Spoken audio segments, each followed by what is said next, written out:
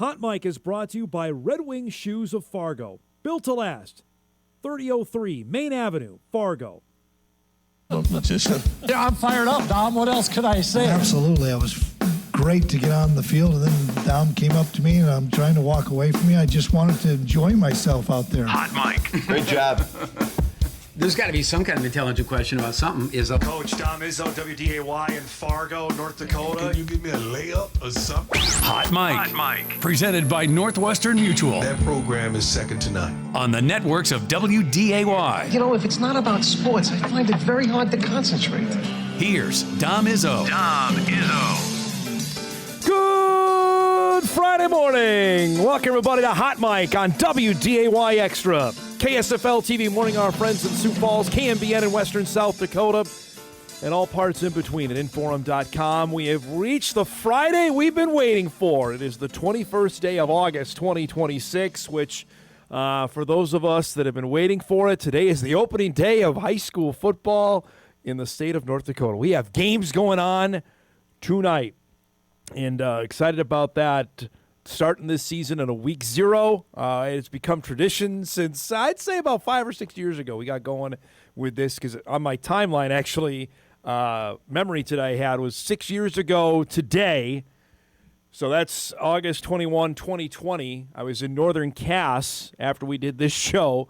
That was the first sporting event in the state of North Dakota, sanctioned high school sporting event, after the Class A tournament got suspended, then postponed because of COVID. That was a surreal night. I remember that. So that was, I think, the first time we did a week zero, so to speak, in North Dakota high school ball. And it's back tonight with a bunch of games around the state. Class A and 9-man are jumping into the deep end. Then everybody joins the party next week in North Dakota in 2A and 3A. Minnesota schools got to wait a couple weeks because they just started practice on Monday.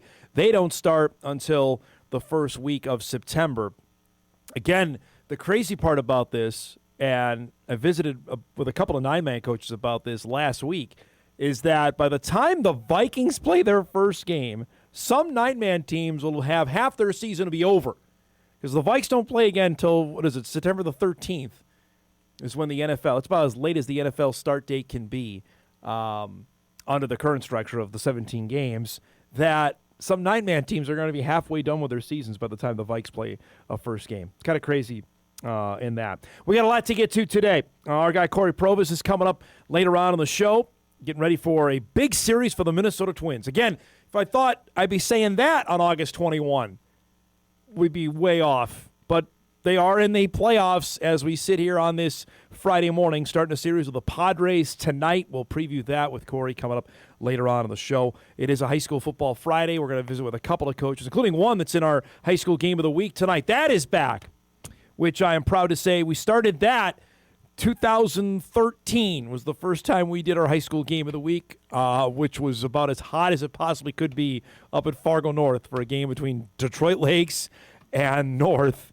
when we trotted this venture out. And now here we are, year 14 of doing that, which is insane to hear that, and such a really exciting time that we've got going with a game tonight out in Valley City. And it's a big night in Valley City tonight. We previewed that last week with Coach Chad Smith. They're honoring their field tonight. Their new turf field looks fantastic.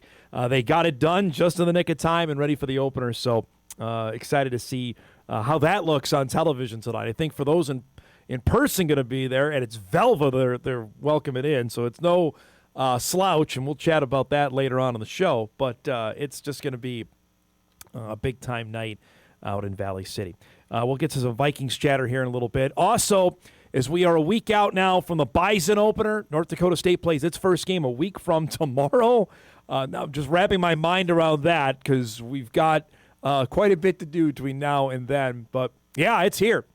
And we are in the final stages of seeing if this game is going to be sold out. We're in about the 800 or so tickets remaining for Jacksonville State. They're going to need a surge for the last 7-8 days. Frankly, I'll be disappointed if it doesn't, because all the people that email me, call this show, text me on this show, been on this show, say we want better competition. Well, here it is. If you can't show up for that, I'm not sure what You want Michigan to come? I don't know what else that they can do potentially on that. We'll get to that because there's some really interesting quarterback battles. I know our guy McFeely wrote about it today in Inforum that we know one QB battle has been decided in San Jose, but we still don't have an answer in New Mexico. We don't have an answer at Northern Illinois. We don't have an answer at UNLV unless Dan Mullen is just playing possum on us here with some gamesmanship, and he already has a starter. We don't know. And remember, they play a week from now as well. UNLV opens with Memphis next Saturday night. So we'll get to that coming up later on in the show. We're going to start, though, with a new feature we're going to do each and every Friday throughout the high school football season to give you the spotlight games, the games we're keeping an eye on tonight. If you don't see your team in here, do not take that as a personal shot. Don't take that as some sort of you can't take it as motivation, I guess, that you're not included in it. But these are the games that I've picked that we're going to be highlighting tonight to keep an eye on. If you're going to highlights on First Down Friday tonight, because that starts up. So here are the games we're keeping an eye on. We'll do this throughout the high school football season between now and the end of the year. We got some music to roll with it too, so or different music, I thought. But anyway, maybe we can get it loaded. We previewed this one last week. Langdon area Munich and Oaks. That's a ranked matchup. Their number one ranked team in the state is the defending champions from Langdon. They're making the, let's say, about 3.5-hour trip down to southeastern North Dakota to take on the Tornadoes. Should be a good matchup there. Well, highlights of that coming up tonight. Langdon coming off a state championship. Obviously, have to replace a few guys. Easton Schaefer's taken over at quarterback, who was dynamic on the field last year for Langdon. That's one of the games we're highlighting in Class A. Also in Class A, and we'll talk about this later on in the show. Game we're televising tonight. Number 2 ranked Velva Drank Animus. I should throw in Garrison there as well for our friends out there. It's at Valley City. Matt Weidler will join us later on in the show. Aggies, of course, off a year where they didn't play in the Dakota Bowl. They're hoping for bigger and better in 2026. Against a Valley City team that obviously graduated Trey McPartland, their top lineman, who's now at North Dakota State. They lost a ton of experience off a team a year ago. Going to be playing with a lot of energy tonight, obviously with a big crowd in attendance for their matchup with the Aggies coming into town. Also tonight, Ellendale Edgeley Cullum ranked number 3 in Class A. They're on the road at Harvey Wells County. The Thunder have had some really solid athletes over the last years. They have not been able to get over the hump. Last year, you remember, they had a great team, got tripped up. I believe they lost by 1 or 2 in the state playoffs. I want to say it was that, was it a Botno? I want to say, I can't remember, I think. But that Botno team that made it all the way to the Dakota Bowl a season ago, they have to feel like, all right, this is our time to potentially get through and make it to the further on in the state playoffs. In 9-man, Hatton, Northwood, and Lemoore, Litchfield, Marion. Andy Delabar was on our show last week. Lobos are ranked number 2 in the 9-man polls. A lot of high expectations always go with LM. They've been the state runners-up each of the last 2 years. Lost to New Rockford Cheyenne in the Dakota Bowl. Can they get over the hump? Cavalier and New Rockford Cheyenne, there are the defending champions 2 times over. The Rockets are number 1 with a bullet. Cavalier used to own this division. Now, granted, the fluctuation of population size for them, they went up to Class A, went back down to 9-man. But that is a program that is really, really good. And that's a heck of a match. I mean, a few years ago, that was a state championship-esque game there between those two. Lastly, Linton HMB. They used to be the Lion Tigers, just the Lions now. That was always my favorite part about this. On the road against Hettinger Scranton. That comes up tomorrow. That's part of the Region 4 Rumble that we previewed on the show yesterday. Linton HMB is ranked 3 in North Dakota 9-man. Can they break through? They are waiting. Nine-man has been dominated the last 2 years by those two schools. It's been New Rockford and LLM. Can somebody rise up and challenge in North Dakota nine-man? Linton HMB thinks they've got it this year. There's one other ranked game out there tomorrow in Mandan. Napoleon Gackle Streeter is ranked 5th as they'll take on our friend Mike Zier and the Beach Buccaneers. No easing into the season for Beach with Napoleon Gackle Streeter coming up tomorrow. Those are just some of the highlight games that are going on across the state, both today and tomorrow. All told, let's see, 3, 7, 10, 14 in Class A. You got much more in nine-man. We've got about 35 games or so that are going to be taking place over the next day and a half to get the season started. And we'll do that feature each and every Friday throughout the year. It may not be this exact time slot. We might move it later just because if we have some other pressing things to get to, we'll do it. But I figured that was a good way to start the show today. So there you have it. Games begin, and the road to the Dakota Bowl officially gets underway later today, which seems ironic because how it's supposed to be about 85 degrees today, and by the time we get done, as we were visiting yesterday on the show, it'll be about 20, 25 probably in mid-November when Dakota Bowl time hits on November the 13th, I want to say, this year at the Dome. So there you have it. We'll keep an eye on that as the season gets going. All right, couple other things before we rock and roll here. Vikes wrapped up their joint practices yesterday with the Baltimore Ravens. And the big thing to take out of this is that the Vikings defense seems like it's A-okay. Vikes D is in maybe midseason form. Offensively, after naming Kyler Murray the starter last week, seems to still be either a step or two behind, and we're not really going to get any clarity on that as we sit here on the 21st day of August between now and September the 13th. That's 23 still days out, which is just seems absurd between now and the start of the season.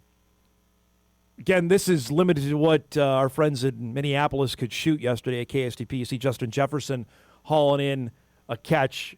I was just reading a little bit of the reaction yesterday from ESPN.com, and Kevin Seifert said the Vikings offense, meanwhile, showed it's still catching up after spending the first 2 weeks of camp in a QB competition. Most notably, cornerbacks Marlon Humphrey and Nate Wiggins did strong work against the Vikings wide receiver Justin Jefferson, who beat a double team for a touchdown Wednesday, but had roughly a half dozen passes broken up as he tried to muscle for position. You see the Vikes defense there with Byron Murphy Jr. making a nice... Again, Baltimore, we figure, is going to be quite good again. Here's a couple other highlights from yesterday, according to ESPN.com, and not necessarily that match the video on the screen. Will Riker converted 4 of 6 attempts during live kicking Thursday, missed from 43 and 52. Theo Jackson left practice with members of the Vikings medical staff after suffering what appeared to be a lower body injury. The team is relatively thin at safety, and it's been notable that even before Jackson departed, undrafted rookie Jacob Thomas was getting extensive first-team snaps. Remember, Thomas had an interception in the preseason opener against the Giants last week. Randy Moss was there, which I know that seemed to be the headline of all headlines, is that Randy Moss was at practices the last couple of days, and everybody was pretty excited about that. Linebacker Dallas Turner repeatedly broke into the backfield on pass rushers, and on the few occasions when the Ravens got the ball into the end zone, they celebrated wildly. Rookie receiver Jacoby Lane spiked the ball with fury, for example, after catching a pass in the back of the end zone. These teams will play tomorrow in the second preseason game. It's the only Vikings home preseason game because they'll wrap up a week from tonight with Denver to officially conclude the preseason. And tomorrow, Kevin O'Connell already announced J.J. McCarthy will start the game tomorrow against Baltimore. And what you take out of that, is it an audition for someone else that's going to be in need of a quarterback? We'll see. I think J.J., if you were to evaluate how the week went, probably had a stronger week than Kyler Murray did. Take that for whatever it's worth, again, for evaluating each and every practice on how this is going to go. I will say, former Stephen F. Austin corner Charles Demings has had a great camp. Looks like he's going to make it on the team. Some of the other observations, this is from the Star Tribune. McCarthy completed 3 of 4, the only incompletion netting positive yardage due to a Ravens flag for pass interference or defensive holding. And we talked about what happened with Jefferson yesterday. Miles Price seems to be ascending as well. We saw he had the touchdown catch from Carson Wentz in the game on Saturday, as he had a really solid camp as well. So we'll see what unfolds tomorrow at noon at U.S. Bank Stadium. I'm sure there'll be some more widespread speculation afterwards. I am interested to see how McCarthy plays. I know it's against the twos or against maybe guys that aren't going to make the team for Baltimore. Just like to see where we're at here. Yes, on Saturday was a mixed bag a week ago. And I'd say it was probably more not great than good in what unfolded there. So we'll see for the second preseason game for the Minnesota Vikings coming up on Saturday. We got a lot to get to here. Busy Friday show is ready to rock and roll here on Hot Mic. Our guest lineup is brought to us by our friends at Northwestern Mutual. As I mentioned, Cory Provus will join us at the bottom of the hour, getting ready for the Twins opener with the Padres tonight. So late night baseball, 8:30 start tonight at Petco Park, one of the best ballparks in the majors. We'll chat about the crazy sweep of the Atlanta Braves.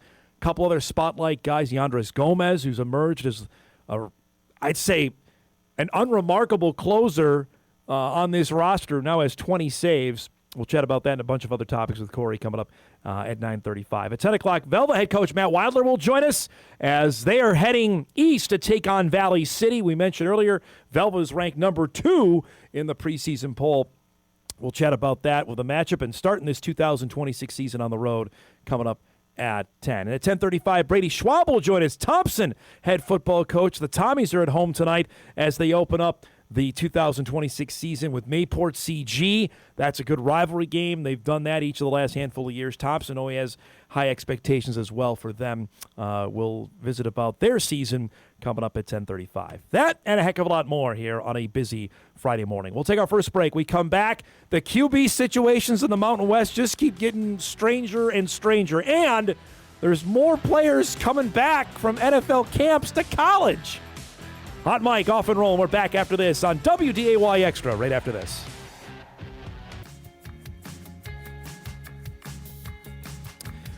Welcome back, everybody. Hey, don't forget, our second Bison football preview special comes up on Sunday night, right after the news, 10:35 on WDAY. Get you ready for the Bison opener with Jacksonville State. Sunday night, much closer look at the Mountain West, what the Bison are getting themselves into. You'll meet the team, the commissioner, all that kind of good stuff. That's coming up Sunday night, 10:35 on WDAY. Now, speaking of college football, I don't even know how to approach this story of what's happening here because it is shake your head, just kind of pound your head against the wall. I don't know what's to make heads or tails of what's up.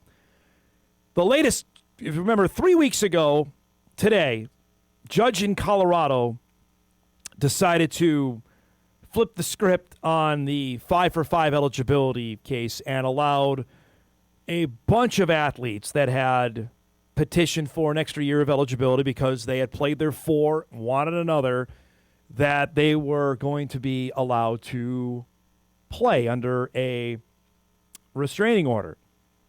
And we have been in this kind of gray area for the last 3 weeks. Now we've gotten beyond that now to the realm of the absolute bizarre, and we're off the rails even more so than I ever could have imagined.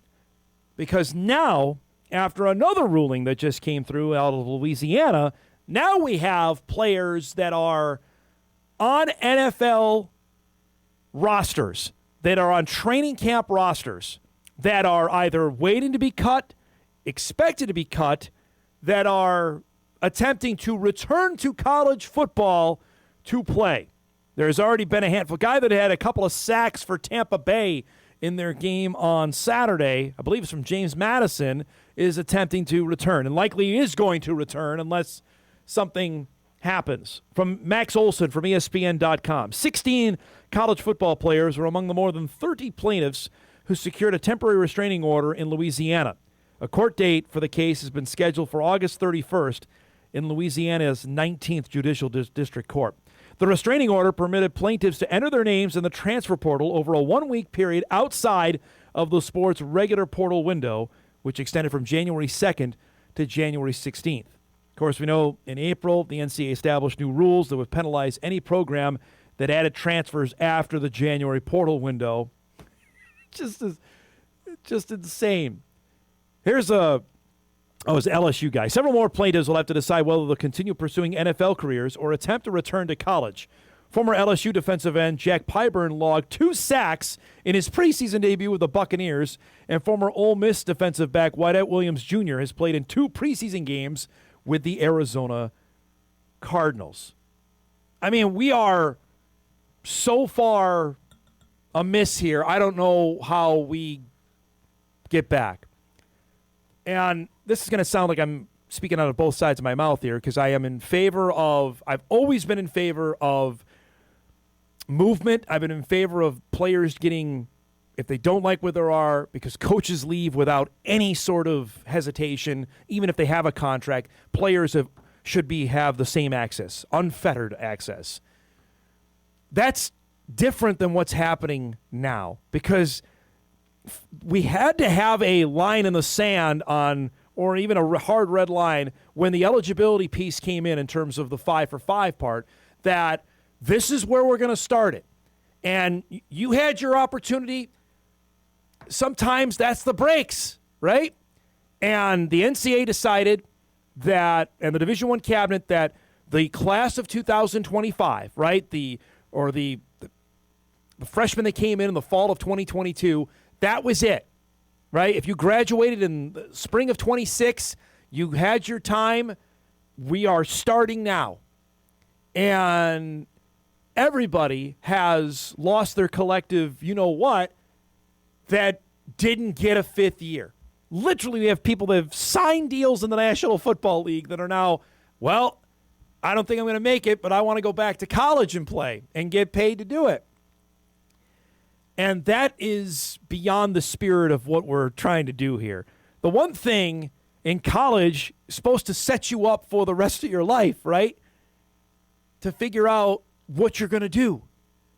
And it appears that those that went the football route that maybe didn't figure out that it was going to be for them have now decided, well, I want a second chance at it. And that's not how this works. And that's not even talking about the high school freshmen that have arrived on campus, right? Looking for spots, anticipating spots would be open. And now, wait a minute, this 24-year-old who was in NFL camp is coming back now? We are so far gone on this. It's beyond Congress. Like those appealing to Capitol Hill to try and save it, that's a lost cause. It wasn't going to I never thought it was going to happen in the first place. And any hopes of it when Congress resumes session in September, I think are misguided and hoping for a last-minute Hail Mary. Forgive the pun on that. I don't think it's going to happen. We talked about it on Wednesday with Sam Herder when the Patriot League came out and said on Pat McQuaid, who was deemed eligible by the NCAA, by a court, that he could come back and play. The Patriot League said, no, you're done. And if you play, Villanova's forfeiting any games you play in. And that may be the way to go. Actual conferences say no, because the NCAA's teeth is gone. It has been for a while, and apparently no one wants to enforce it. Because the plan is you go find a judge that's sympathetic, present your case, you get the restraining order, you play. And I've been asked this time and time again over the last, I'd say, 2 weeks from specifically Bison fans. What, is NDSU in on this? Are they going to add anybody? First off, there's nobody to add. Because if you've not entered your name in the portal prior to this, the only place you can go back is to your previous school. And the Bison didn't have anybody with eligibility left. Anybody that had moved on, redshirted, played their 40. So they were here 5. Some were here 6 and had moved on. So they don't have any players left. We know UND's got a handful of cornerbacks that have received a TRO, a temporary restraining order, and are anticipating playing the opener, which is a week from yesterday for UND against Long Island. There's no easy way to wrap this. I'll have to save the quarterback conversation for later in the show. We'll do it then.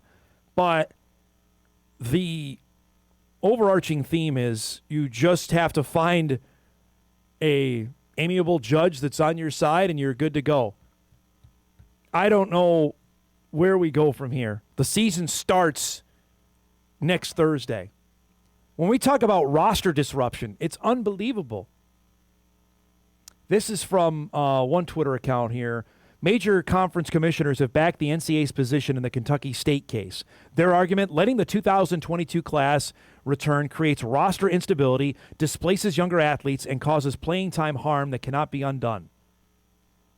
Here's an important caveat up front. The Kentucky case is separate from the Colorado case. Different court, different causes of action, broader relief that includes transfer rights. Nothing filed in Kentucky is part of the Colorado record. But the roster disruption argument the commissioners are making deserves scrutiny on its own terms because it is the same logic the NCAA needs, the 10th Circuit, that's what they appeal to in Colorado, to accept. And I understand for a lot of our viewing audience, listening audience, they just say, you know what, Dom, I don't give a rip. I just want to watch the games, right? But this is affecting the games. It's affecting the games if you have a player that signed an NFL contract that all of a sudden is now practicing for LSU, practicing for James Madison, practicing for Oregon, and will be allowed to play for them in a week's time or 2 weeks' time. That's how it affects the game. So I understand all the off-the-field BS. Like, I'm done with it. I'm just ready for football to be played. And you know what? I'll raise my hand. I am too. Trying to follow all this is maddening. Trying to explain it is even harder. I know how to explain how a team misses on a 3rd and 7, or I think I do at least. You know, I can try and do that. How to explain appeals. I'm not trying to be a lawyer. I'm certainly not trying to be a lawyer on television. And that's what all that cover college football and college athletics, because they're not alone. Basketball's right in the same boot on this, have tried to do for the last, I'd say, 6 months since this 5-for-5 really got rocket fueled. Because I think there was initially some that was it's going to happen in 2027. And then before we know it, it got enacted because the president got involved. And now all of that.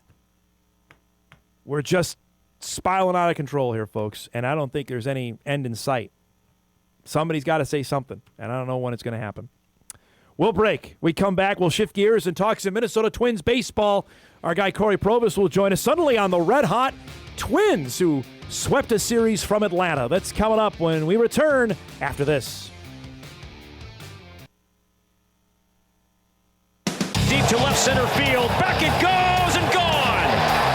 The 0-2 pitch. Hey, struck him out swinging at 101. Swinging a drive. Left field and deep. Back it goes and gone. And the Twins walk it off again. All right, it's that time. Bottom of the hour here on a Friday. We visit with our guy Cory Provus as the Twins get set for a big road trip. Next 6 are out west as they'll take on the Padres for 3, and then it's on to Sacramento for the Athletics for 3, and then a rather large homestand awaits them this time next week with the White Sox and the Tigers, and that'll take us into September. I had a chance to visit with Cory before he hopped on an airplane to San Diego, and we start with the remarkable series that was at Target Field with the sweep of the Atlanta Braves. Shelty's throwing the word resilient around a lot. I just think it's more than that. I mean, this team just has this belief in themselves that I would imagine that most people outside of that clubhouse truly do. And I think a lot of it is, you know, you hear what they're saying often. I'm like, of course, what are they supposed to say? That we stink and we're done and we're terrible.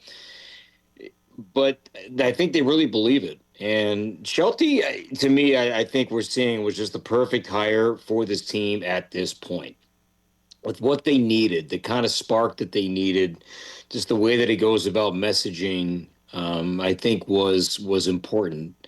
And he's very honest. He'll say, like, I'm going to be very upfront and candid and direct with the players. They're not always going to like what they're hearing, but they'll know exactly where I and we as an organization stand with what we're doing and why we're doing it and why now.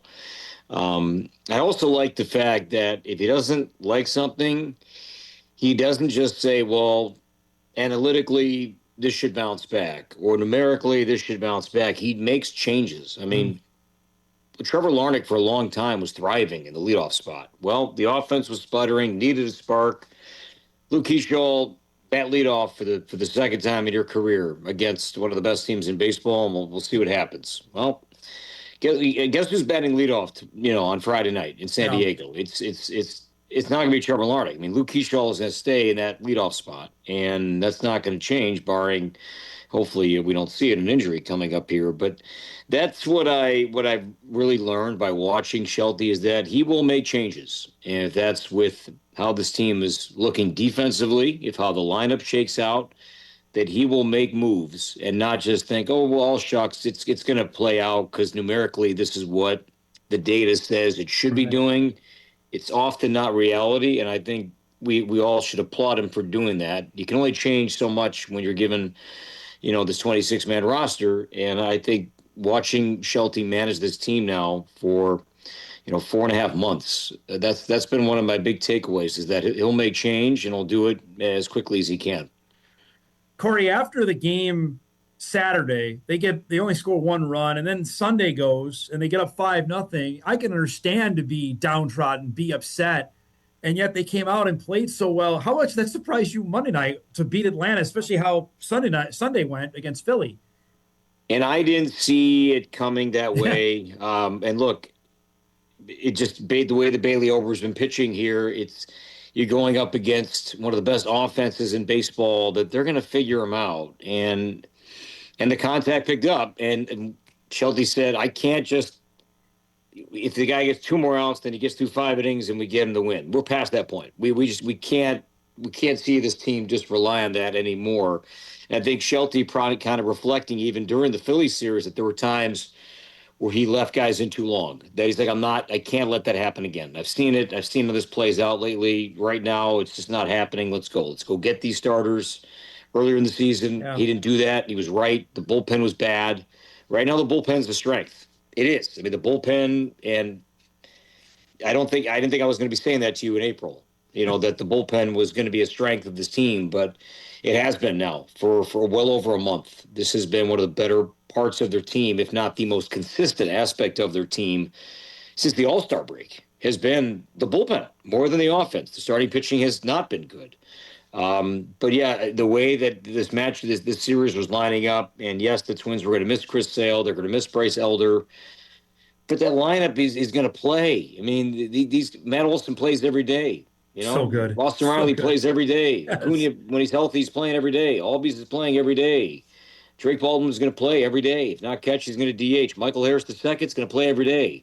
These guys play, and so you're going up against an elite lineup. And that was, to me, I didn't see that coming. I really did not see what took place the last 3 days at Target Field happening. We have not talked in the 4 months we've done this show together, I think, at all about Yandres Gomez. What's his backstory, and how has this flourished that he's got 20 saves now as a Twin? His time ran up in Tampa Bay, and I think that there were other guys that took his spot. I think he was more or less without a role in Tampa Bay. They tried him, different bullpen spots and just different roles, and he was, DFA'd. It wasn't anything there. And I think the Twins, they were just trying for anything. I mean, they were hunting the waiver wire. They were just looking for anything to fix the bullpen, which was, historically bad to start the year. And they said, let's just try somebody new.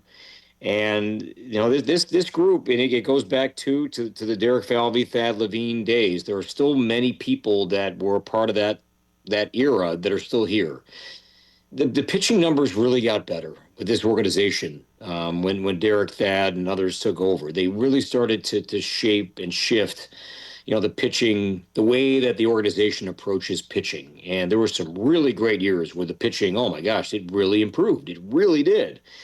And I think there's some tentacles of that remain, but also some learning that has come with that there has to be, you have to just think about the human being. It's not just about the data. And that's something that Glenn Perkins and others talk about all the time, that all the planning you can do, everything you can map out analytically, it's not going to line up that way because these are human beings, that there has to be the human being component to it. And I think they're doing better with that That I think if you're asking me what has changed about how they approach pitching now to the last 2 or 3 years, I think they're accounting more for these are human beings. And they're not just, well, you keep throwing this pitch here, keep throwing this pitch here. History says it's going to work out. It's hard to do. That's why these aren't robots. They're not always going to throw the ball exactly where it's supposed to be, and they're going to have their convictions about why they don't want to throw a third straight 0-2 curveball. That they want to do a sweeper, they want to do a fastball. Because the guy throwing the ball has his convictions. Doesn't mean he's always right, but they have their convictions because they've been out there. But getting back to Gomez. Just an opportunity, too. The Twins did change up his pitch mix when they got here, adding and subtracting a little bit. And, man, what an opportunity he was given. And where would they be without him? I mean, he was not on our Twingo card to start the year. And, man, one of the better success stories with this team. I know it's 2 weeks, but is Kalen Culpepper getting it? I mean, he had 3 hits in the game on Wednesday. Is it too early to proclaim that in your mind? Too early to say that. Yeah, I wouldn't say that he's getting it. I think it's slowing down a little bit. Yeah.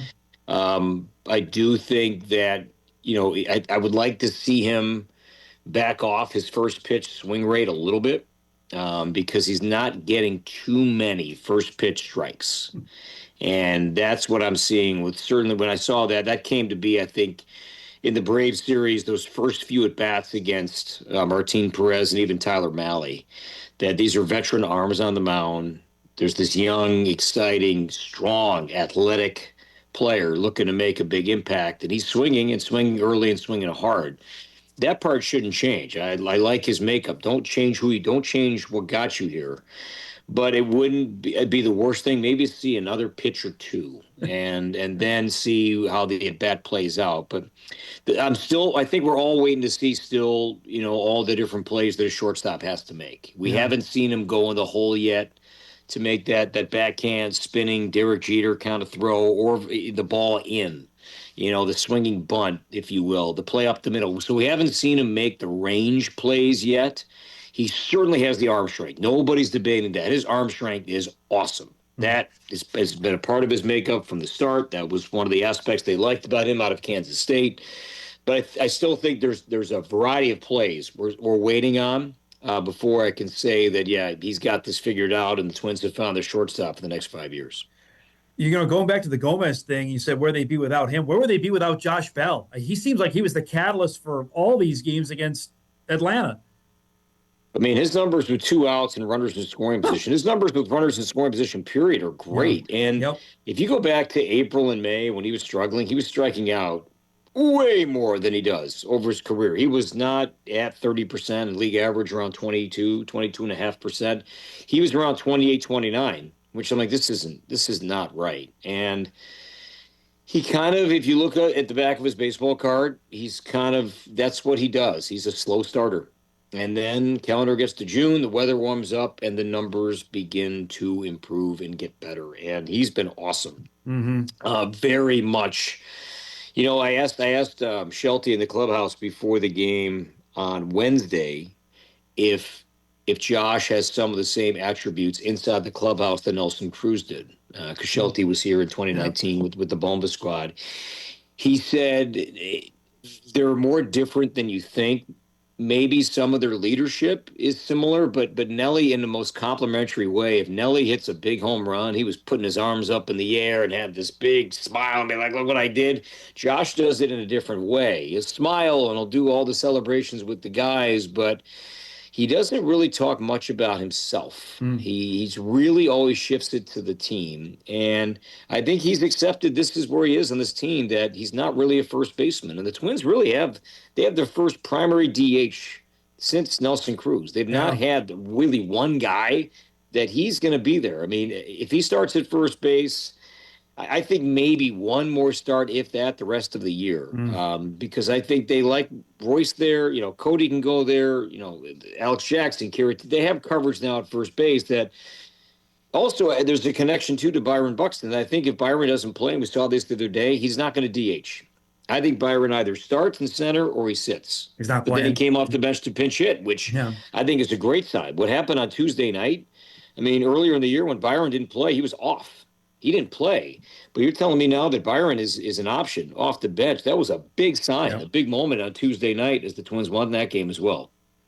How good is San Diego from what you've seen studying up? And I mean, the Padres are obviously right in the wild card race in the National League. And we know how good the National League has been against the American League this year. Machado, Tatis, they've got some big names that the Twins are going to see this weekend. Yeah, I mean, they're a contending team with big names. They just went through an ownership transition. They have a brand new ownership group that took over this week. So I don't know how much impact that has on the big league team at this point, but I think their starters can be had. That's what's noticeable about when you look at San Diego today compared to even the last couple of years. They don't have the same arms, or at least the arms that the Twins are going to see, in this series. So their starting pitching can be had. I still think their bullpen, the back end of that pen is fantastic, and I can't wait to look. I hope the Twins take every single game, but if Mason Miller comes in, and I hope it's tonight, Friday night. It's the only true night game of the series. It's a little bit of an earlier start on Saturday, but he comes into that song by Korn called "Blind." I mean, I'm not sure if you've seen the videos. It's amazing, and to be there, Friday night, and to see that thing happening, nightfall in San Diego, is going to be worth watching. I saw a note, by the way, not just his fastball. I saw this from Codify that his slider is generating on average. Batters are missing that pitch on average by 10 inches. So you are so set in swing mode to see this blistering fastball that you are going and you're missing on average his slider by 10 inches. That is massive. That's a massive miss. So I think the back end of the pen, is no good if you're trailing against them. But the names are out there. Many have underperformed, though. It's not like this has been a slam dunk. And, these guys obviously have a ton of all-star resumes and things like that, but it hasn't always gelled. But it's going to be a great atmosphere, one of the best atmospheres in our game. To be there for a weekend series will be fun. They just lost a series to the Mets, so they're not necessarily rolling right now. San Diego is. The broadcast for me, how's Petco for sight lines and all that for your position? Perfect. Yeah. Perfect. It is perfect. It is. I'll see it here, but I would imagine most families are on the trip because it's a fun place to be. The weather's perfect. The area around the ballpark is fun to walk around. You can get to it from the hotel, so it's easy to walk. It's not bad to get to and from. It's great. No, it is a flawless. And they have this, I don't eat too much in the stands, but this is the one place that I do. And I forget the name of it, but they have this sandwich shop, like inside the ballpark. And you have to get there right when the gates open, and we go right there because the line's going to get massive in about 10 minutes. But they have these amazing sandwiches, from hot chicken sandwiches to turkey to steak, whatever you want. Yeah. It's its own sandwich shop inside the ballpark that it is awesome. So in terms of press dining, but even concession food for fans, it's I think maybe, if not number one, but then number two on my list when we get the chance to go out there. I know we talked last week. You told me just keep your head above water against the National League teams. And obviously they didn't do that against Philly, did it against Atlanta. I guess my question, Cory, is how hard is it not to look ahead? The A's are there, but then the homestand coming with the White Sox and the Tigers is massive for not just the division, the wild card race looming next week when they come back home. Yeah, I mean, San Diego's, it's good this weekend, but to me, the A's are just so bad right now. Right. That the A's are just not at all what we thought they were going to be. Now, injuries are a big reason why. The line, I was big on the A's bandwagon. I thought that they had a chance to win that division this year because I think if healthy, that lineup is awesome. Yeah. And, Nick Kurtz is out for the year now, so they won't see the big Amish. But they've just had so many injuries. And the Twins were there earlier in the season last year, actually when the season began to fall apart, when Pablo got hurt and Zebby got hurt. But in these hot, drier conditions now, the ball is flying there. I mean, huge home runs, long home runs. So the hitting conditions are going to change, significantly from their trip from a year ago. Well, they'll experience next week out there. So for guys, it's a great way to kind of give your hitting numbers a boost here. But then can't stub your toe there. Right. Because you're right. To me, those next 6 games at home, and I hope we have our best crowds of the season coming up. But I hope it's almost, what I saw if my family went. The Bananas games looked amazing. And as I saw the reaction and I saw the crowd and I saw everybody having fun and the energy, I was like, man, let's have that again at Target Field for a Twins game. And it was like that for the Dodgers series. It was like that for the Brewers series. But now here we are. This team is contending, and let's support them. And that's all we wanted. We wanted a contending team, and I think they shocked us all by doing that, and I think they deserve it. So to me, the homestand that begins next week against those 2 teams, it's great, but it's only going to be even more meaningful if we get the crowd, the energy that these guys deserve. My last thing for you, just looking at the wild card race now, even if you're Toronto, who's like 7 games under 500, it looks like you can't really play your way out of that, right? They're only 2.5 back. Does that seem feasible going to September, that even if you're 5 or 6 games under 500, you're not out of the race? You're not, but I think a 5 or 6 or a 7 game losing streak that's it. Because then you're not just, then you have to leapfrog so many teams. And that's where it's going to get complicated here, is that if you're 4th or 5th in the race here, you still have 3 or 4 teams in front of you.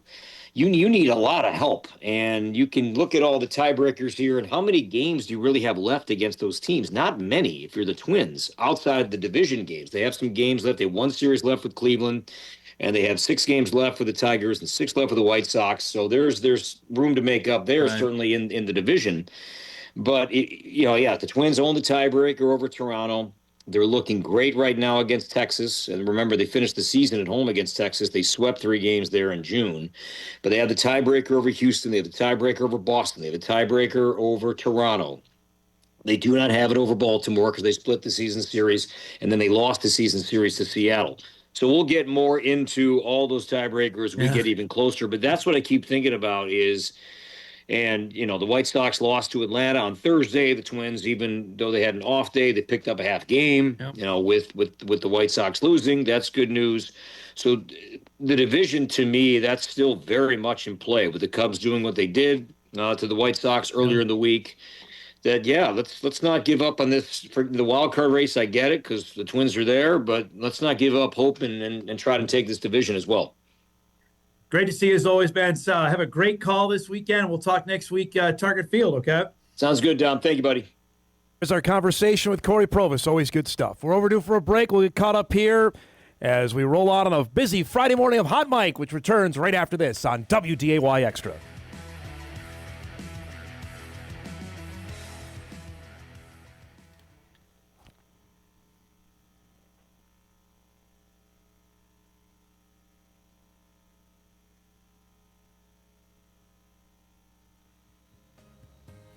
Great stuff there with Cory Provus. We get back on time. We start hour 2. Opening night for Velva. The Aggies are coming east to take on Valley City. Head coach Matt Weidler join us when we return. This is Hot Mic with Dom Izzo. Presented by Northwestern Mutual. All right, welcome back, everybody.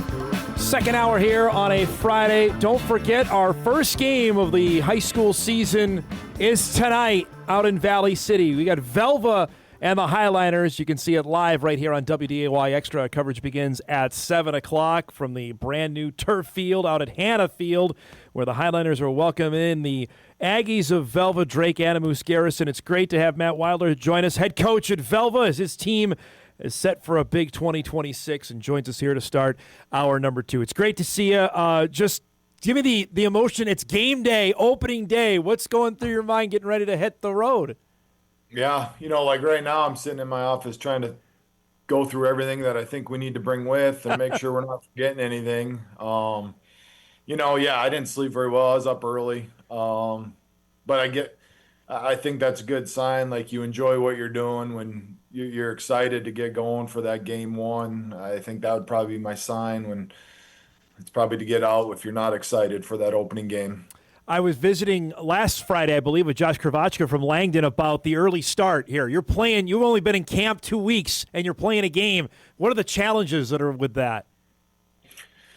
Yeah, just trying to make sure your kids are prepared, especially in a week 1. You you can go by some past film of, say, your opponent, but you're not quite sure what you're going to see. There's very limited on personnel. So then it's really like comes down to you as a team and figuring out what your strengths are, within 2 weeks and what you can do well, and then just trying to go into the game and play clean and just kind of see what happens. How has camp gone in terms of, like, is that speed everything up in terms of your evaluations? Like, okay, we got to know because we're playing a game in 2 weeks. Yeah, we go to a team camp every summer in Dickinson, which has been really good for us. So you get a pretty good idea of where you're at and your personnel and things like that, and then you kind of got to get through it fairly quick and who understands things. And as the season goes on, kids understand more and you're able to build probably even a little more depth, especially with young guys. For us, we're super new everywhere. So it's been kind of I don't want to say trial and error, but we're just moving guys around and finding spots for where we think guys can be successful for us and for them. And we'll kind of play it by ear here then as the weeks go on. I last saw you in Jamestown at the State B baseball tournament. You had some studs all over the place. I know you graduated some, but tell us about, you mentioned the new guys of finding guys to fit in new roles now in 2026. Yeah, for us, a big thing, we returned Logan Vincent at running back, who's played there for this will be his 4th year. He kind of backed up Hank Boudin for a couple years, but kind of was the guy last year. And he's in really good shape. And I thought as the year went on last year, he ran the ball really well for us. So we're going to lean on him early. And then, Brady Hoff was a returning receiver, led us in receiving. So, it's nice to have those two pieces back, but really we're new everywhere else. A couple guys on the offensive line that spot starts here and there and rotated. But, that's probably the biggest thing is getting our guys up front to gel, because I think it don't matter what level of football, you got to be good up front. And, it's going to take a little time for those guys to make sure we're on the same page, but I like where they're at right now. I'm looking here over the last 4 years, 45-4. I mean, that is Velva. We know for football success, but that is, the most losses you had was last year. You had 2 in one season. Describe just the pressure that comes with being the Velva head coach. On the outside, everybody thinks you guys are always going to be really good. Well, yeah, I don't really necessarily feel the pressure. It's just kind of the expectation. Yeah. And for me and our staff, like we just want to do what's best for those kids and get them in position, and for us not letting them down and trying to, we've been there and played and been at that level and had success and know what it feels like and the joy that comes with it. So I think, and the kids just buy in. Yeah. And it's like they've understand, hey, it's our turn now, and their level of play usually rises, and hopefully that continues going into this year. So I had Chad Smith on last week from Valley City, Matt, just describing the excitement level of what's tonight. I was joking with you off air. I don't know if it's a hornet's nest you're walking into, but they're pumped, obviously, tonight. Big night, open up new turf. You guys are coming in. Tell me about what you're telling your team about what you're going to be seeing there tonight. Yeah, we were kind of joking. It's a little different for us, high school football. Like for us, we never leave the field, and they're going to have an opening ceremony 20 minutes before, which is great. I'm all about that. I think, I've seen the pictures and visited a little bit with Chad via email. They're excited about it, and they should be. It's a really nice facility, and it's a big deal for their community and their team. And it's going to be a fun atmosphere, and it's great for us to be able to go in there and be a part of that. All the extracurricular stuff, is that something you have to, block out for the guys? Like, hey, we just want to go through warm-ups normal and then getting ready to play a football game.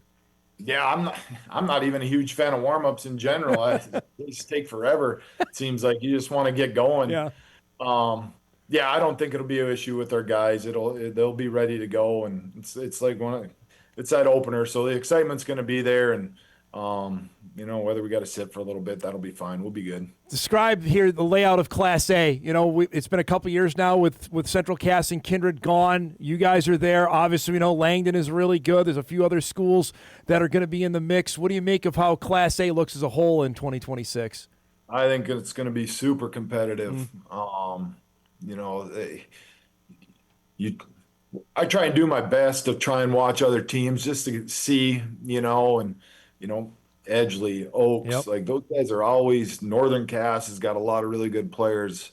Langdon, Harvey, we can go on the east side. I think our region is going to be super competitive. A lot of teams return a number of guys, a lot of good football players, and I think our region is going to be a dogfight. Was that not all of add on the fact that everybody's geared up for you? When you say that makes it double the challenge of knowing what you're getting into this year? Yeah, I mean, I like it that way. Yeah. You want to be in competitive games, and I think it helps your team build some character and some resilience. You just never know, and kids change every year. You Right. take a freshman, sophomore, how their bodies change, and you could lose a bunch of guys, and all of a sudden these kids are like, where they come from? Well, they grew 4 inches and put on 40 pounds, But, I like the idea of our region being competitive, and it's going to be fun week in and week out for everybody. There's a guy that in your region, the rest of the state is waking up to, that plays on Ray, one Mr. Barman, who now I believe is the 17th highest ranked recruit in the entire country. The challenge of that, knowing full well what he does on a football field, what that will be like. Yeah, he's different. Yeah. He's different, special player, and we play them a little bit later, but for us, it's just going to be fine. I think they're going to play them all over the place. Yeah. You couple that, though, Jace Becker, their quarterback's a really good quarterback, too. So they've got the pieces in there to, good running back, and, multiple athletes. So, you couple that with a kid like him that can run and do pretty much anything. Like we'll have our work cut out that week for us prepping for him. I got to ask, because you've seen it firsthand where Division I teams have come to Velva, come to now even more so to North Dakota. But give me your thoughts on this of how the level of player, why is it different, Matt, over the last couple of years where now more Division I schools are flooding the state? They're going further west in North Dakota. It's not just Fargo or Bismarck. They're going further to smaller schools to find players now. Yeah, one, I think it's really good for our state, and I think prior, years ago, there was a lot of Division I players, and no one was just out here.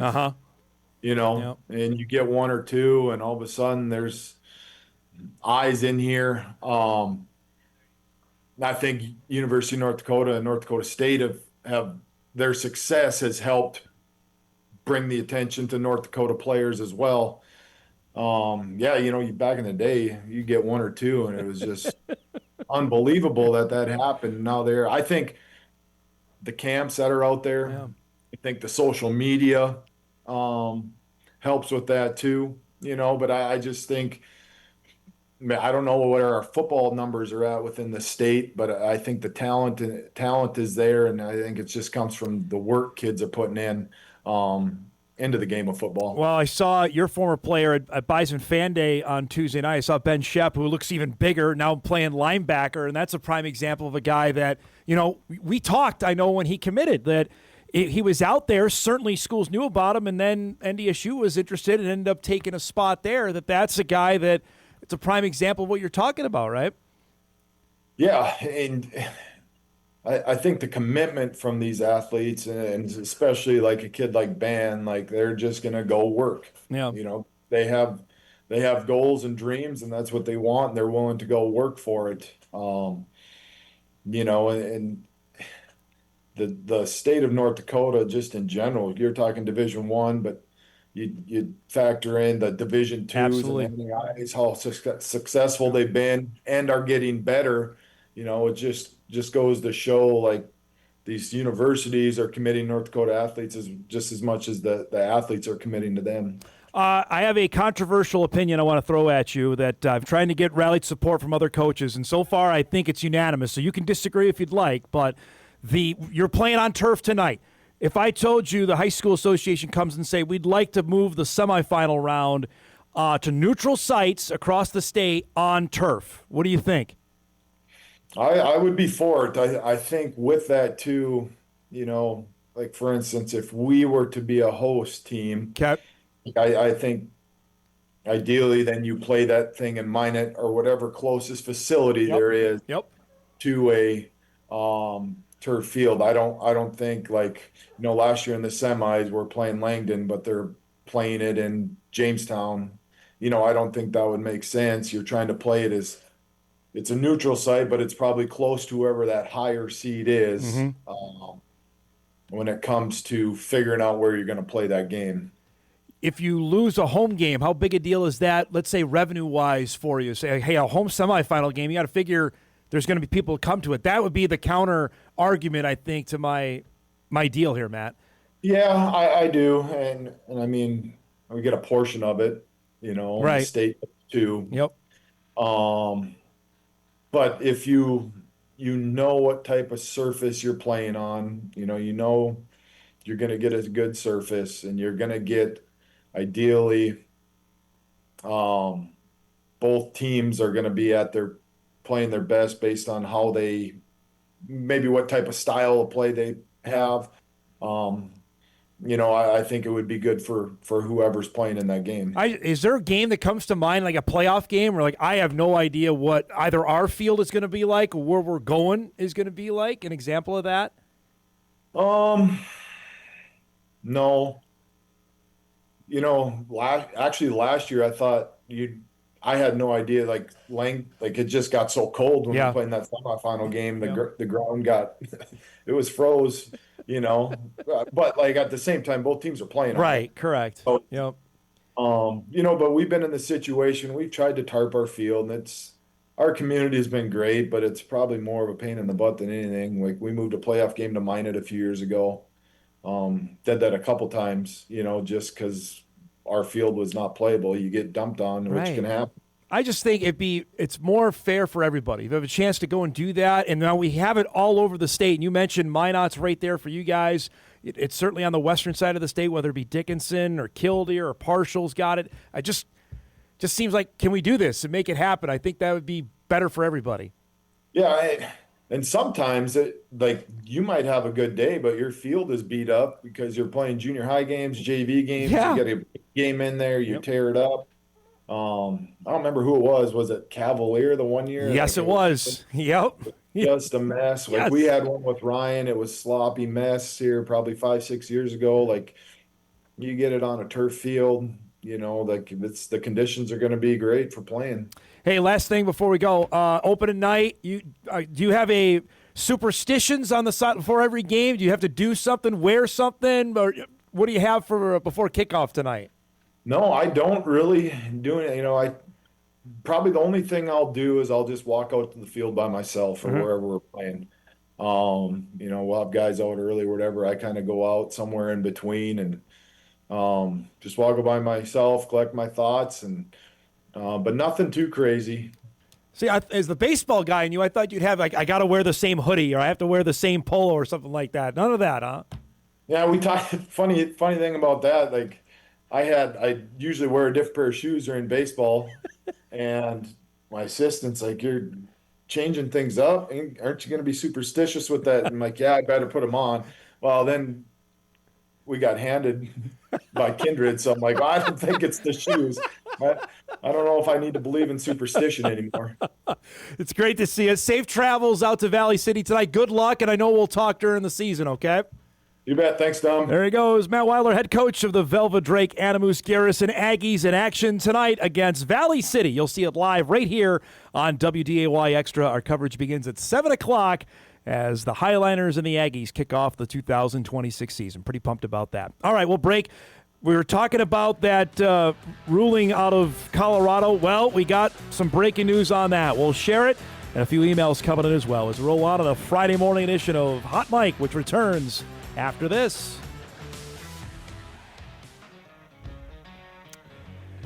All right, welcome back, everybody. All right, thanks to Matt Weidler giving us the good stuff there to get us ready for opening night. Thompson's Brady Schwab going to join us here in about 15 minutes.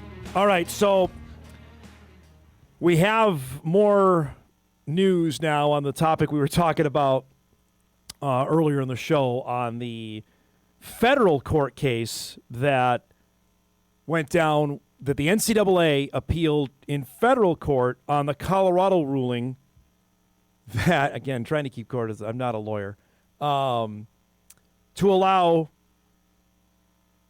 players that were filing an appeal to play. The 10th Circuit Court has granted the NCAA stay request in Wisney versus the NCAA. This is the court case going on in Colorado.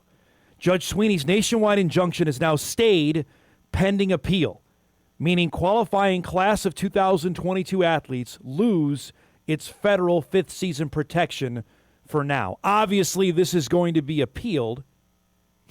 This is how it works. But the more important thing is, to me, all those athletes that were seeking a fit, and some have arrived on campus and are practicing, are now they can't. We have games next week. But also, this paves the way for the NCAA to fight the other eligibility cases in state court going forward, which goes back to the Louisiana deal we were talking about in the first hour, that just happened yesterday. And you've got guys that literally have signed contracts in the NFL that are in the portal now looking to play another year of college football.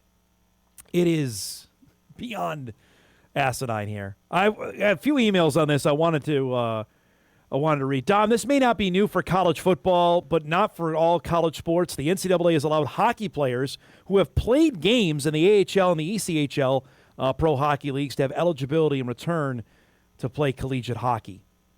I guess I'm not familiar with that. I did not know that was the case. I thought if you played pro, your eligibility was done in college. Dom, a roster cannot be disrupted unless a coach does it to himself. Coaches are under no obligation to take anyone onto their roster. Let's not be put into a position that we're arguing to save coaches from themselves. That's a great point. But the bottom line is every coach is out there to win, to save their job, to get their next contract. So if they see a player that can help them do that, let's not be Pollyannish and think they're not going to take them, right?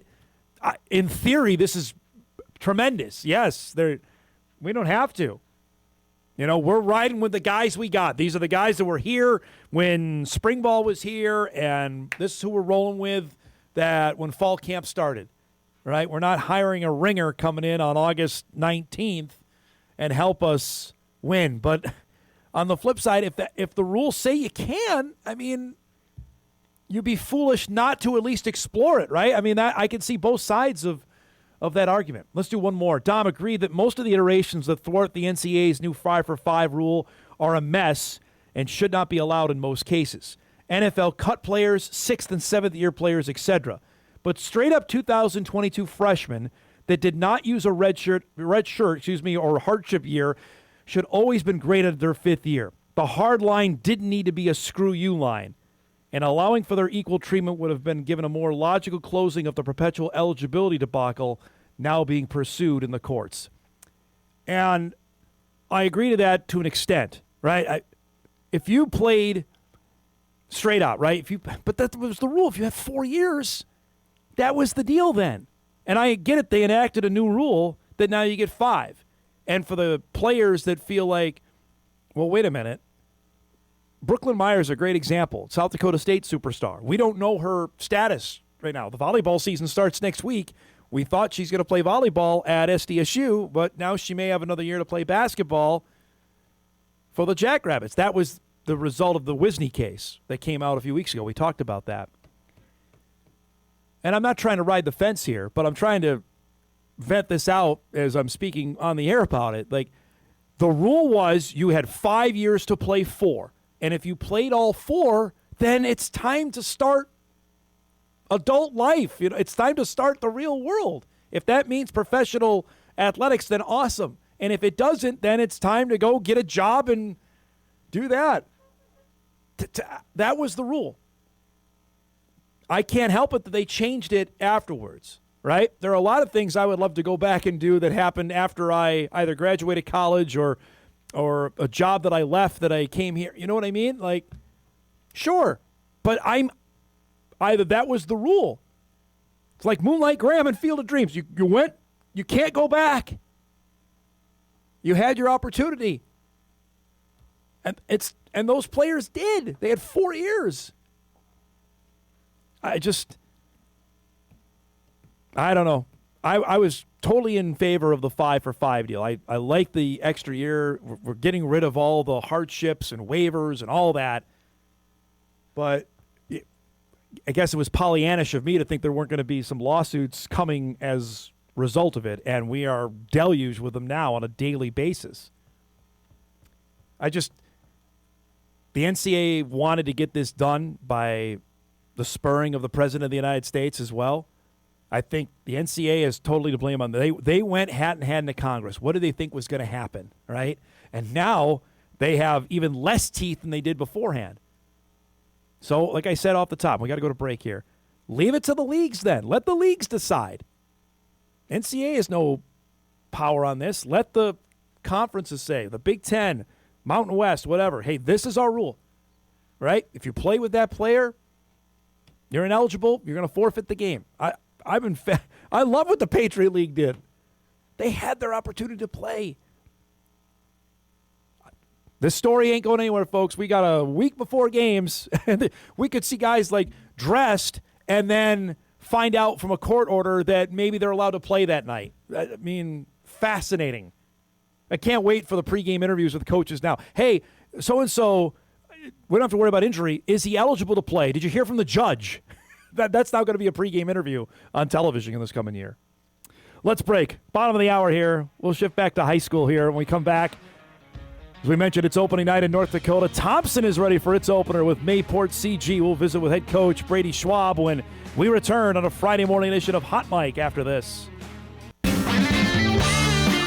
This is Hot Mic with Dom Izzo, presented by Northwestern Mutual. All right, welcome back, everybody. Final half hour on a Friday morning. We'll at least try to separate ourselves from court cases and temporary restraining orders because it just makes my brain hurt because it does, but it's something we have to talk about. But we also could talk about, as we mentioned earlier, opening night of the high school football season in North Dakota starts here in T-minus about 8 hours. Our next guest is getting ready for home opener tonight, season opener. As Thompson will welcome in Mayport CG, a couple of good Region 2 rivals set to face off against one another. Brady Schwab, longtime head coach of the Tommies, joins us here. On a break from a million things he's doing between teaching, AD duties, I can bug him to come on Hot Mic and chat about opening night. It's great to see you. Give me just the emotion today. It's opening day, game one. What's going through your mind? Right. It's Friday night, right? Even people that aren't football people, when it's fall and it's Friday night, get excited. It's probably the one time a year, at least in our neck of the woods, where the combine stops for a little bit and they, take a couple-hour break and all that. But it's always fun, right? Friday night is always fun. This time of year, we really like the guys that we've got out in our program. But, for me, obviously, the first part of the day is just getting the AD stuff done and getting things ready for the game. And then we get to flip that mode to the Friday night lights. So does that mean, hey, make sure the grass is cut on the field, everything, take care of AD duties? Is that what you're doing now? Right. Yeah, I got to get money belts ready for ticket takers, get programs printed, get a little bit of all that stuff. And I've got some great helpers with that, but just making sure we have everything that we need. And then, we get into doing the real fun stuff. Is it too early, Brady? It's August 21st. You started practice 2 weeks ago. Is this too early? Wait, I don't know how you do it any different, right? No. I mean, it's with our temperature towards the end of the year, it gets a little bit difficult. It'd be pretty difficult for some of those teams out west to travel to Grand Forks or Fargo to play inside every game the end of the season. That'd be a lot to ask of them. Bismarck could certainly do their part and build a dome over there, and things might be a little bit easier, but. We could go back to 8 games and or maybe get rid of some rounds of playoffs and give them a little bit later start. That's more political. We'll stay out of that today. I'm just looking more at, we get an opportunity to play. It looks like it's going to be a great night. Yeah. Sometimes, it seems like you get one of two things opening night. Either it rains or it's 110 degrees, and we're not getting either No. of those. So, yeah, it looks to be a great night. Well, there's option 3, by the way. That's uncontrollable mosquitoes. We might have that. That's They're always coming. the case. Right, they're coming. I mean, that's just a given. I mean, that witching hour for 45 minutes at some point they're going to carry you away, and you kind of hope it's during halftime or something so you can get away from them a I little can't remember. I think it was at Oaks one year. It was like 7 o'clock, 7:15, and this time of year, and it was just unrelenting. Like, this is terrible. Right. I can't believe Yeah, this is our city guy will come in and actually take a loop around the field before the game, before everybody gets there, just to try. But you're not going to beat them. No. You might be able to limit them a little bit. Let's talk some football. Tell me about the 2026 Tommies and what we're looking like this fall. Yeah, good group. We've been in, like you said, just a short time now, but just watching our kids, the leadership that we're seeing at practice every day. We've got guys in new spots like everybody does, but they're picking up on what we're trying to do. Obviously, I don't scrimmage anybody. I never want anybody to get hurt, but if they do have to get hurt, I would prefer it to be on a Friday as opposed to a Saturday scrimmage, so that every coach has a different philosophy on that.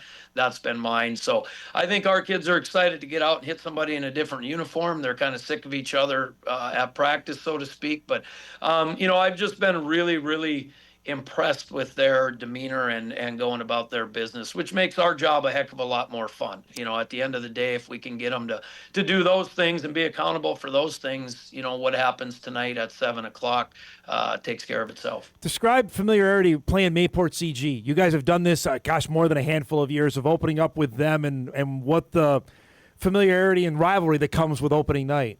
Right. So it's really, 25 miles apart, but we're different regions in 11-man. We locked horns in the same region in 9-man. We locked horns in different regions in 9-man. We moved up to 11-man. They stayed down. They moved up. Our kids know each other, right? And we're all Class A schools now in basketball and volleyball and those types of things, 11-man in football. They play each other a zillion times in baseball, and it's just, they know each other. But Adam's going to have a different team this year. Last year was that transition year from 9 to 11. We went through that. It's hard. It's just hard getting your kids to acclimate to that physicality of 11-man.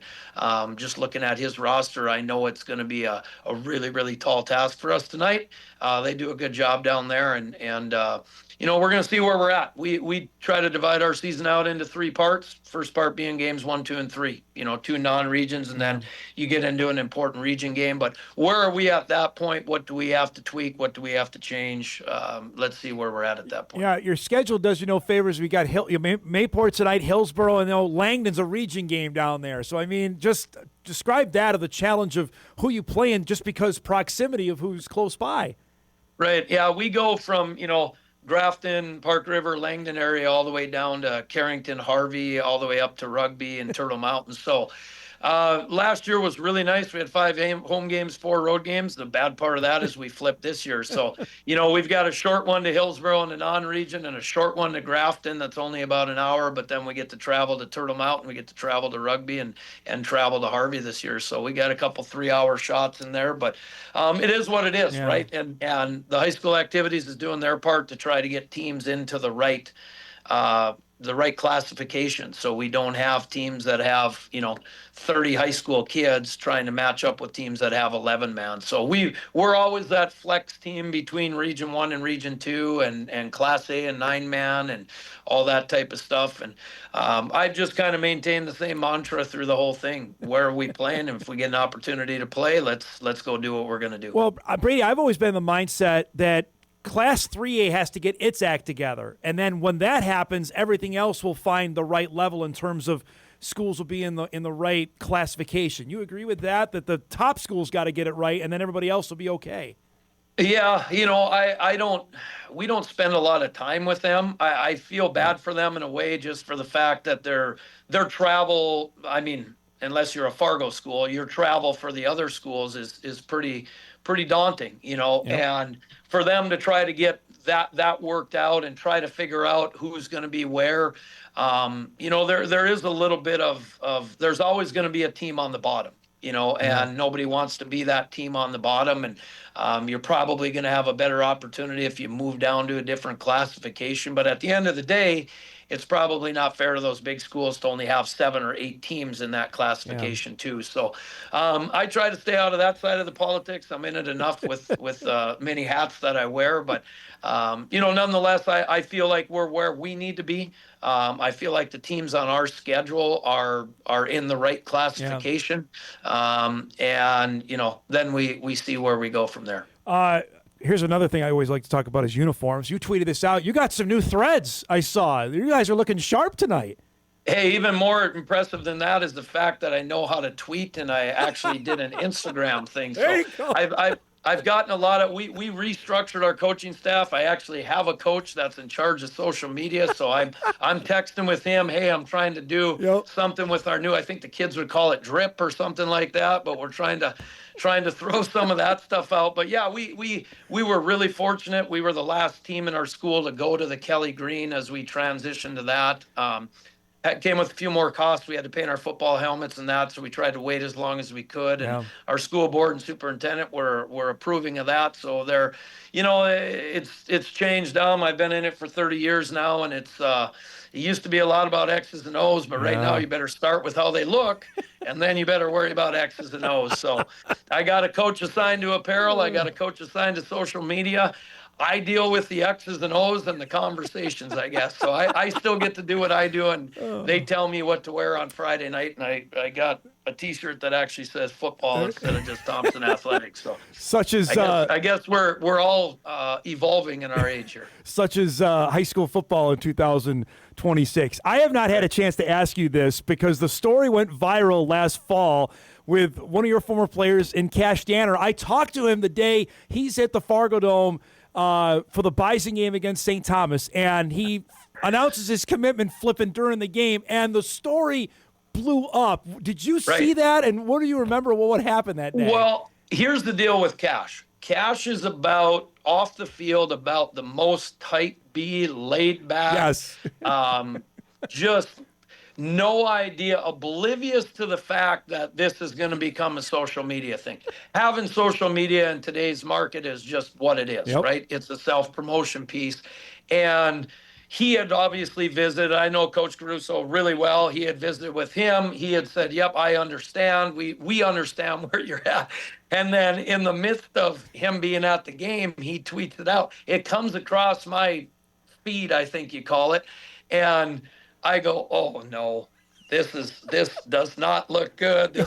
So of course it blows up. Yes. And I talked to Cash on Monday about it. He goes, yeah, I didn't even think about it. I'm like, no, I know you didn't think about it. I said, but you probably want to shoot Coach a message and just say, hey, sorry about that. It wasn't intended to be that way. And of course, Cash, that's the type of kid he is. And they got a good one down there in Fargo with him. And we're really excited to follow him. But yeah, it became a social media circus. Couple people from wherever out of the Twin Cities area called me about it. Did they? Those are easy non-callbacks for me.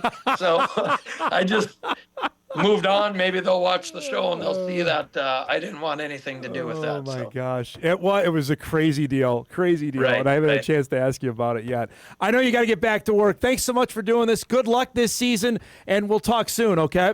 Yeah, appreciate it, Dom. Have a great day. There he is, Brady Schwab, head coach of the Thompson Tommies, who open up the season tonight against Mayport CG. Part of our coverage on First Down Friday tonight. If you remember, everyone, the Cash Danner story, Cash had committed to St. Thomas, and then I met him and his family on the field before the St. Thomas game.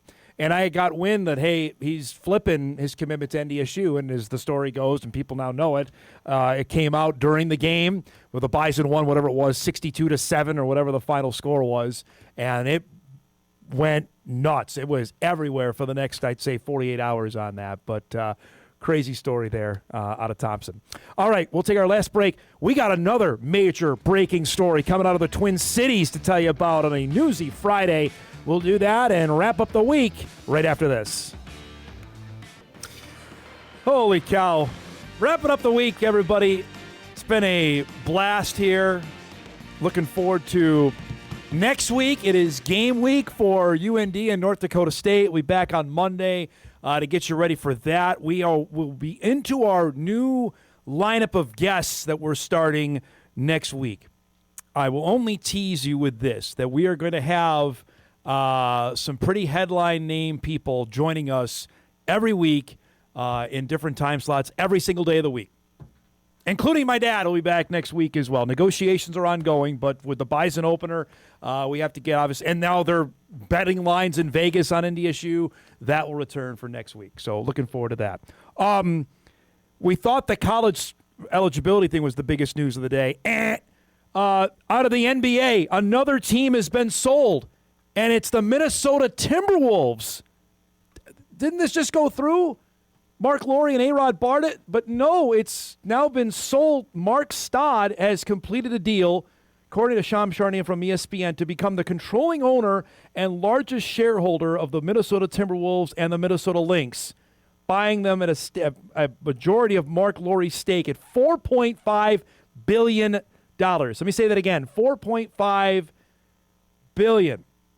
Stodd is the founder and managing partner of Dragoneer Investment Group, have been a significant minority investor in the Timberwolves and Lynx under the ownership group of Lowry and A-Rod. Sources said the transfer of ownership between the Stodd family and Lowry developed after months of conversations and allowed Stodd, Rodriguez, and Lowry to continue working together and maintain the Timberwolves and Lynx current leadership structures.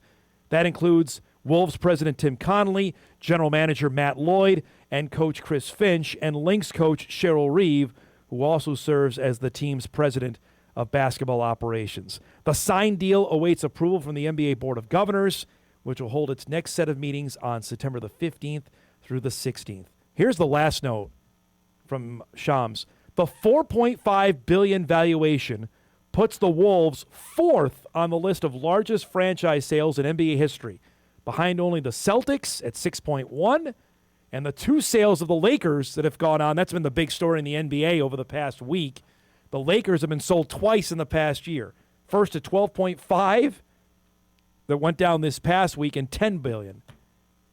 Didn't Glenn Taylor sell them for 1.5? And now $4.5 billion.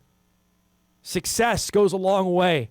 So let's see what this now means, because obviously the biggest thing that comes to mind with the Wolves is what happens with Target Center, because that's been bandied about, and Lowry and A-Rod certainly is pushing for a new arena.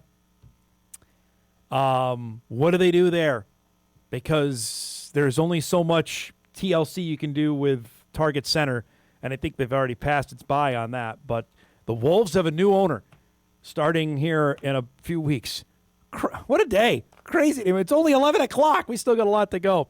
Speaking of which, let's do some What to Watch before we get out of here. Holy cow.